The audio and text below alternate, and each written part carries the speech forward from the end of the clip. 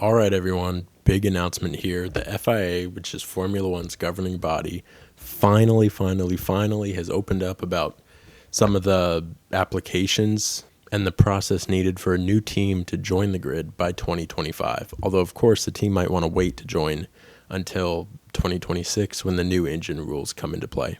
Ever since Drive to Survive, which I always have on in the background, has came onto the scene, I mean, popularity of Formula One has blew up, especially here in the States where I live.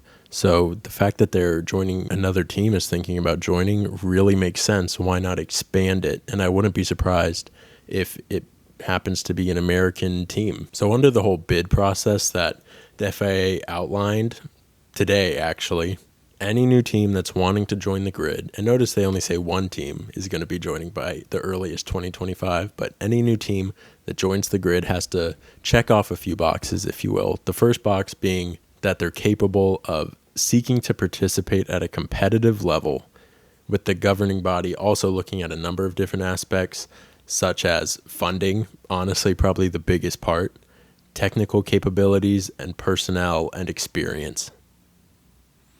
So it's not like Joe Schmo can come off the street and start a Formula One team. Obviously, it needs to be wildly experienced players in this game who this probably isn't their first rodeo. Other thing, big initiative of Formula One and kind of around the world right now, honestly, is that teams will also have to outline how they will, quote, manage the sustainability challenge and how it plans to achieve a net zero CO2 impact by 2030. Now, I don't think that'll happen with Formula One for such a long time, way past 2030. I mean, you're literally in the business of motor racing. You can do whatever you want to make the fuels the cleanest that they can be, without going electric, obviously. Formula E, they already have that.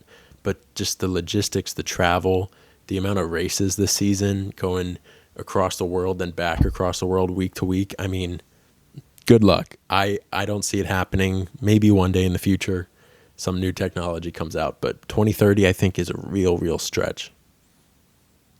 But if any new team wants to join the grid, they have to believe in the mission and kind of put forward a proposal of how they're going to achieve that. Now, teams, I'm not sure how they're going to react to this because, this is basically targeted at Mario Andretti, who has been looking to join Formula One for a long time, and Cadillac, his partner, that would come in, make the car and the engine. So I think basically these kind of outlines being set forward are for Andretti and Cadillac to come in. However, the 10 teams were not excited about another team joining when Mario Andretti was showing interest, because that means that they would have to share the money pool.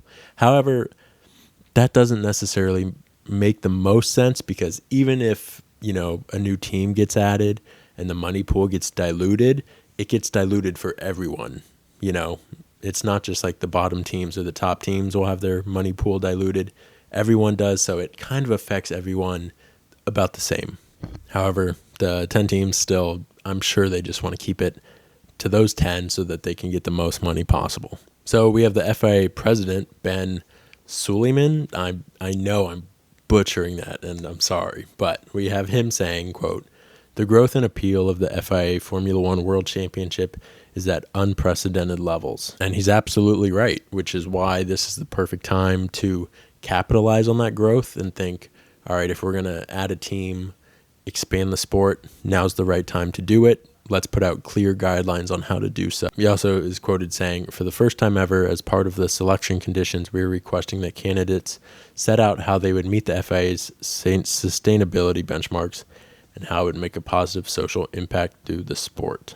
So obviously the social aspect is, of major importance. And I think if a team can outline that heavily, then they have the better shot of getting in. And we got to think F1 hasn't led another team into Formula One since 2016, which, it's 2023. That'll be 7 years ago. So this is an exciting new chapter, if you will, of growth in Formula One, and we'll see how it plays out. If Andretti and Cadillac can put forward a compelling bid to be in the sport, if they can gain the correct support that they need from the FIA, the teams, and then the Liberty Media, which is F1's commercial rights holder, again, I think let's say that they get the bid, they get the support, good stuff. Andretti and Cadillac are going to be in the sport. Hold off until 2026 when the new regulations and engine power unit regulations come into play. We already saw that Audi took a stake in Sauber, so the only logical thing, and they've expressed wanting to be an engine manufacturer, so the only logical thing is that 2026, the Sauber team will switch to an Audi engine, which would be great if they could find success there. I think that'd be great. So I think it's only smart that Andretti and Cadillac wait until 2026. Now, I want to hear in the comments if you think it's a good thing for another team to join Formula One. Is it a bad thing for another team to join Formula One? I can see both things. I think it would be great if another team joined, see more racing out there. They can compete, form new rivalries. It'll just be another thing. Now, maybe it's too crowded of a track and it kind of diminishes the racing that's already there, but we'll just have to wait and see and find out if it actually happens. Appreciate you watching. I'll be making a video I'll be live streaming every single car launch that comes out this season, starting tomorrow with Red Bull. So subscribe to the channel so you don't miss that, and catch you next video.